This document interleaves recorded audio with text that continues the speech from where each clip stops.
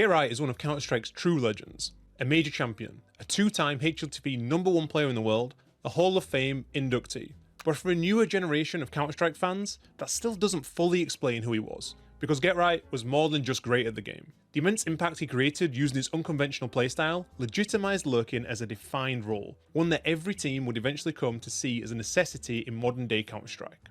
So today, we're answering one question: just how good was Get Right really? We're fortunate to live in the current sporting period, where games have had years, sometimes even hundreds of years, to naturally develop and evolve into the astonishing level we see today. Metas are established and improved upon, professionalism increases as players aspire for greatness, sports science helps athletes push to new levels, and coaches pinpoint vital improvements. Even with all of this, these games require innovators, people who can extract every ounce from the game in ways that others have never previously considered possible. For our game, a phenomenal example of this is Get Right. Let's take a look at what made him so great by going back almost 13 years to when he won his first #1 Player of the Year award. Does your spray look like this during the first few rounds of a game? Mine usually does when I queue without warming up. That's why, before I play, I jump onto xplay.gg. In just a couple of clicks, you can get straight into duels, deathmatches, or retakes. I'll spend around 10 minutes taking a few duels, playing some DM, and running a couple of retakes before going straight into my match. With smooth FPS and low ping servers around the world, it's basically an instant warm-up before every Faceit or Premiere session. You can also practice with any skin that you want, and customize it with stickers, charms, and the exact wear that you prefer. So, instead of wasting your opening rounds trying to wake up your aim, try xplay.gg before your next game. The link is in the description. Let me just point out the obvious. This is a completely different era of Counter-Strike.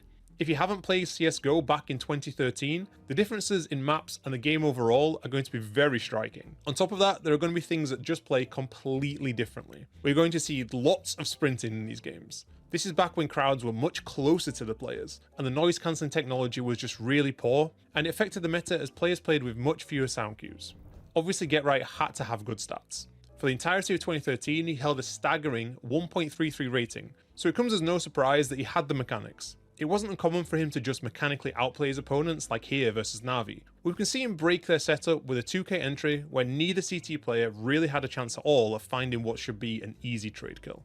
But what really stood out for me is how much his game sense and understanding of the game towered above everyone else on the server. So this round's going to fall apart pretty quickly.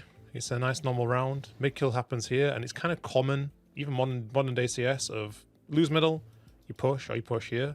Kind of weird in the situation that they push everywhere at the same time, ramp, B, and ups, but here we go. So Garrett's going to push. His teammate here in apartments is going to get spotted towards B, and this is going to get seen from the ramp. So some kills are going to happen, everyone dies, and suddenly Get Right's alive with a lot of information. Clyde killed in middle, he got spotted, so did he. So Garrett's going to push 1v4. Takes down the bomb planter. I'm not really sure here why Zonic's throwing a grenade, but he goes down as well. We're going to see now the game sense really kick in because there's 33 seconds left. Nucky isn't sure because Garrett could be pushing this way, and Clyde isn't sure because Garrett could be coming back from the palace. And the clock's going to come low, and Garrett's going to play this really, really well. So he has information on everybody. He just saw his B player die here, and Clyde early in the round got a kill from underground towards the window. So let's see how Garrett's going to play this. He comes back looking to take this 1v1 from the mid player who might be coming this way, and realizes, well, he's not coming. Nucky's going to rejoin towards the bomb. I think 3D Max could probably play this a little bit faster, to be fair. This is kind of just what Get Right normally does. Really abusing these off angles, very Rops-like. Comes back, checks middle, see no one here. And then looking just low timer, take the 1v1. Finds a free kill. And apparently even this big thick wall he could still spam through.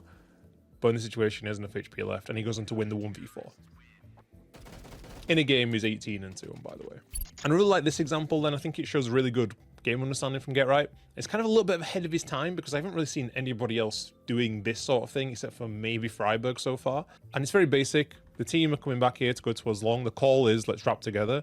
Get Right understanding that you don't really need 4 people here, and if any reaction kind of comes, it's maybe through the smoke that he threw earlier, where they're going to come and take some information back, or kind of break, like get out of the space, because you see that JW now is kind of just getting flanked. He has no chance. And the reason this is so important is that if it plays out differently, or perhaps the way that it really should have played, it could really have gone wrong for an IP. So Flusher gets spotted, and now in this situation, if Flusher holds this angle here, and JW either plays the other side of the boxes, waiting for the wrap, or pushes to take space back, The trades could go unfavorably here for NAP, and then Get Right appears, the cavalry comes in last second, he punishes any push, and then he comes back and he gets the kill from both sides and he pinces them, rather than the CTs killing, ducking down, hiding, then Flusher plays, he gets the kill, and JW plays, and then everything can kind of go wrong really quickly. So I love this a little bit of understanding. I haven't seen anybody else doing this, like I said, except for maybe Freiburg. Bit ahead of his time. And speaking of being ahead of his time, here's Rops in almost the exact same situation against Navi in the grand final recently. You can see again also, instead of joining his team, he comes around this way. And like I was talking about before, that means you can break crossfires in the event that trades don't quite go your way.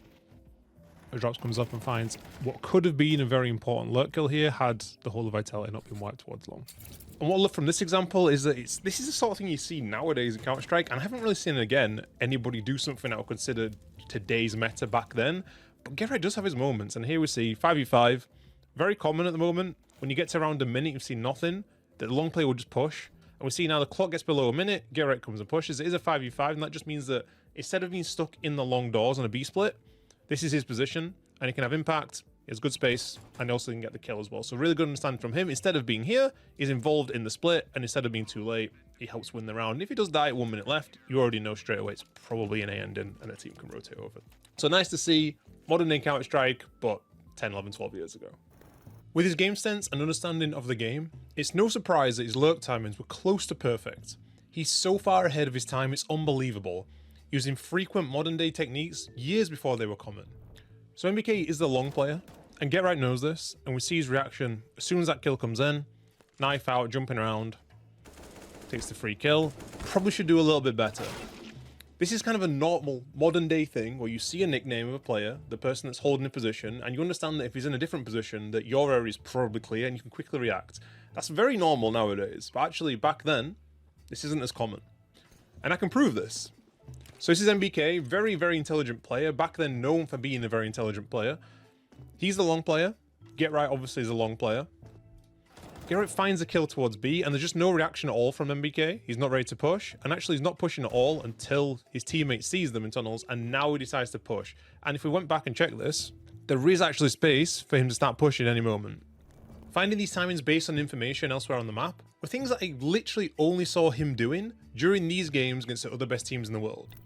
Freiburg takes banana control, and the CTs become worried about potential B hit. And Get Right understands that this is the moment that rotations may start happening, and he finds a free kill, and then repositions to hold the rotations from second middle, leaving the CTs wondering if he's still in the apartments or if he's joined his team.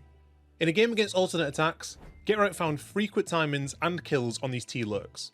And there's nothing worse on CT side than having a player who can seemingly always find gaps in your defense and ruin your rotations. It creates a constant paranoia for the anchor players.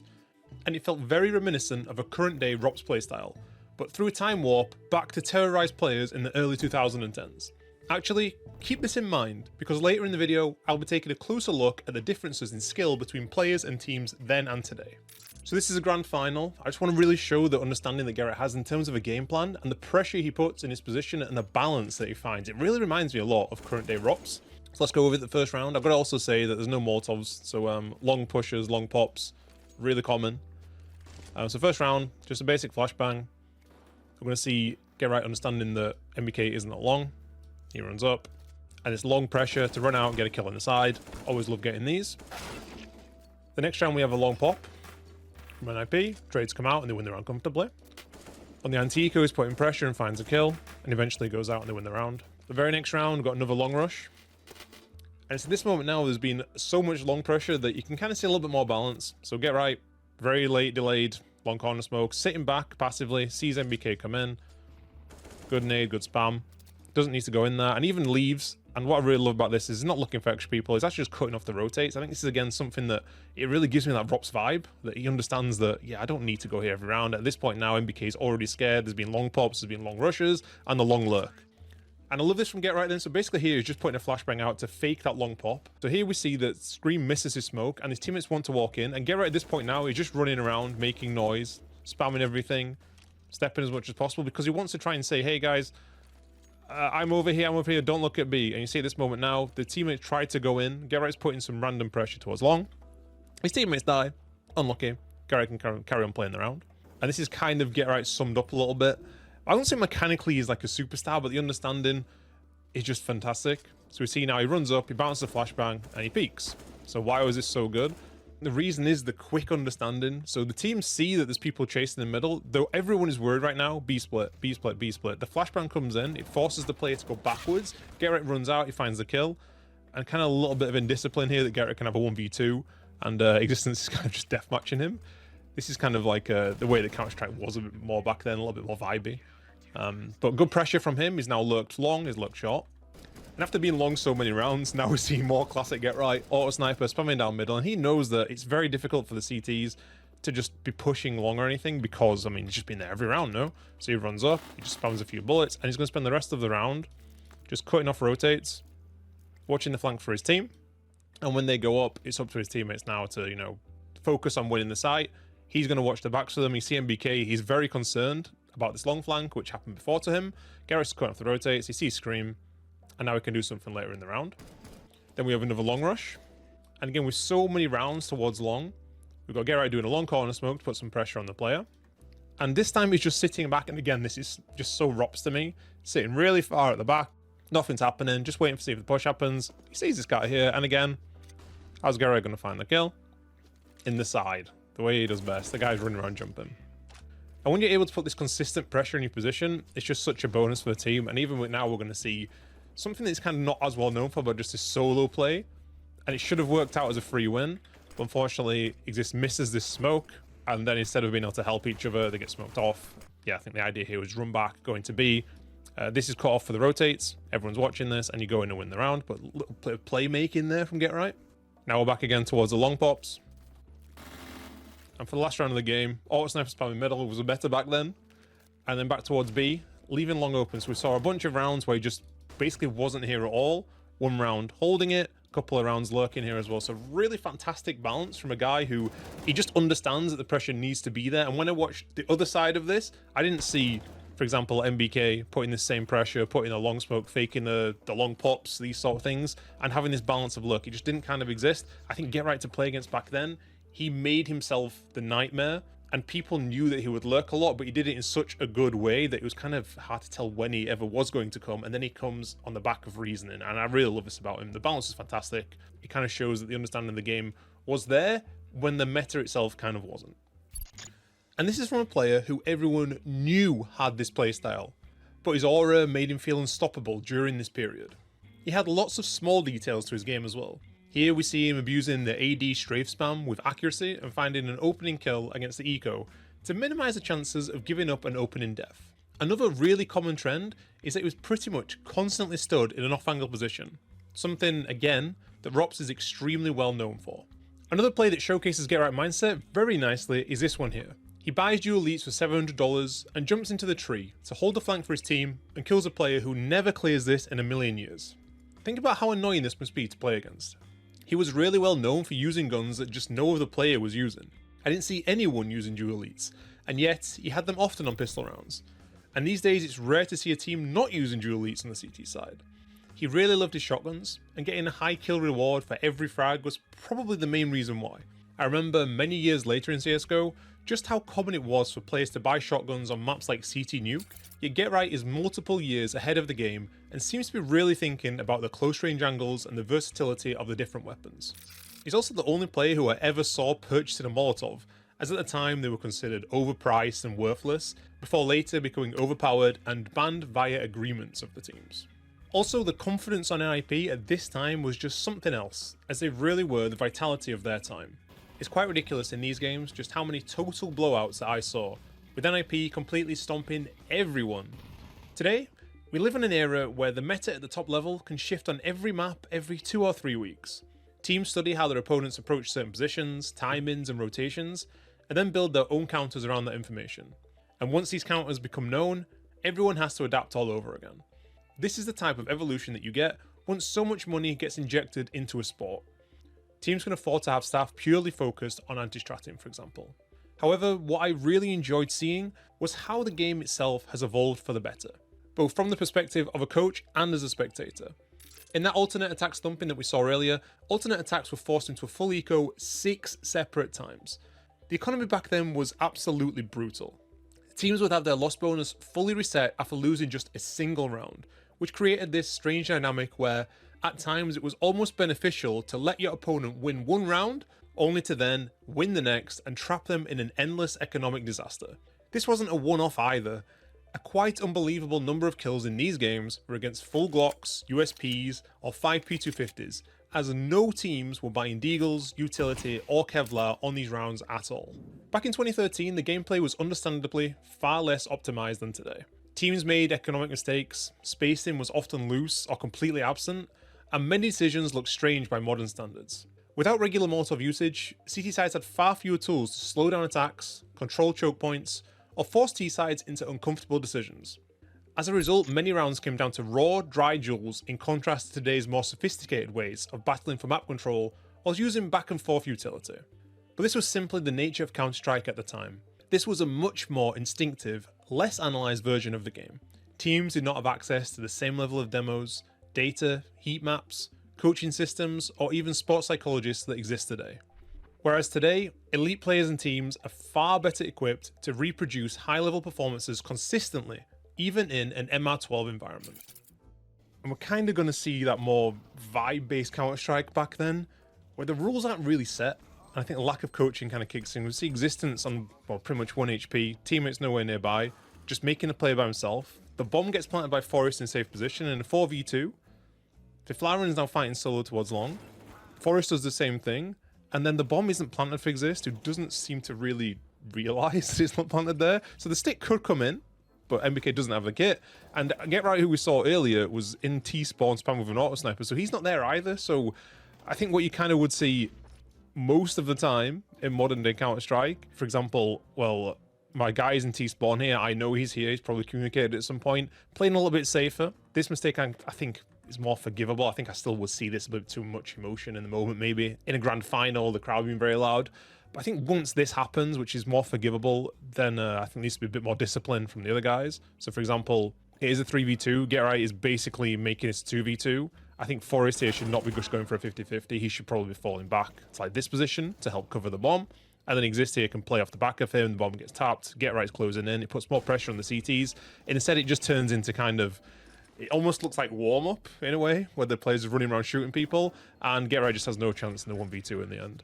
So it's a real lack of discipline and fundamentals, which obviously is going to happen. The coaching doesn't really exist back then, there's not really analysis either, so it's more forgiving. So was this just bad CS?